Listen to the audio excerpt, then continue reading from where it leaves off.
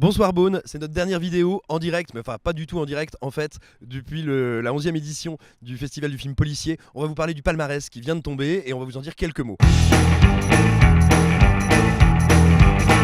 Tout d'abord, il faut savoir que la particularité de Beaune, étant donné sa thématique, c'est d'avoir un jury qui est composé d'officiers de police qui remettent eux-mêmes un prix. Et ils ont fait un choix assez audacieux, assez intéressant, d'autant plus que c'est un film dans lequel on pourrait dire que la police brille par son absence. C'est Les Oiseaux de Passage, un polar qui se déroule en Colombie et qui est extrêmement intéressant, qui est, ça paraît tout bête de dire ça, mais sincèrement profondément dépaysant et qui traite le genre d'une manière qu'on n'a pas l'habitude de voir, tout simplement. Donc ça fait plaisir de voir le film primé. Ensuite, nous avons eu le jury 109 qui a décidé de primer un de mes énormes coups de cœur du festival, à savoir Dragged Across Concrete, que j'ai réussi enfin à bien prononcer, de S. Craig Zeller, qui est le réalisateur donc déjà de Bone Tomahawk, de Brawl in Cell 99 et également le scénariste de Puppet Masters de Littlest Reich. C'est un cinéma qui est abrasif, qui est rugueux mais qui est en même temps jubilatoire. Dedans, Vince Vaughn et Mel Gibson sont terribles, donc voilà, je suis très content. Le jury de la presse, présidé par le présidentiel Philippe Rouillet, a remis aussi un autre prix de très très grande qualité, vu qu'ils ont décidé d'honorer le formidable El Reino, dont on vous a parlé un petit peu plus tôt en vidéo. Tout simplement, c'est un thriller politique qui se transforme en délire paranoïaque incroyable,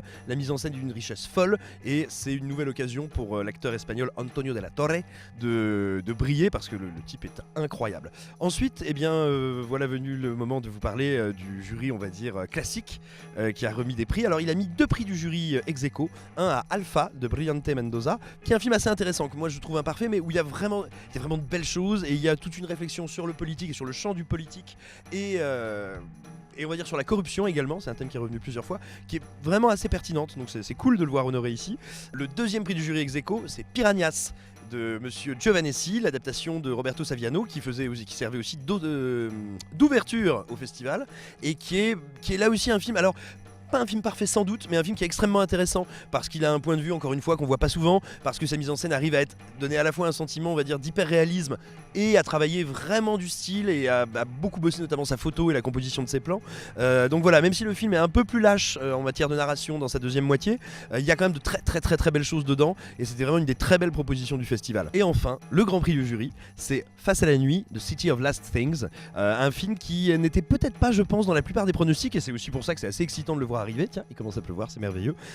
Donc écoutez, c'est plutôt pas mal parce que du coup on a un palmarès qui est extrêmement divers, extrêmement varié, dans lequel je pense la plupart des propositions les plus fortes ont été remarquées. Moi, mon seul véritable regret, c'est clairement que Factory n'y figure pas, parce que je pense que c'est un film qui avait, j'ai envie de dire, qui avait la politesse d'allier à la fois un sens du divertissement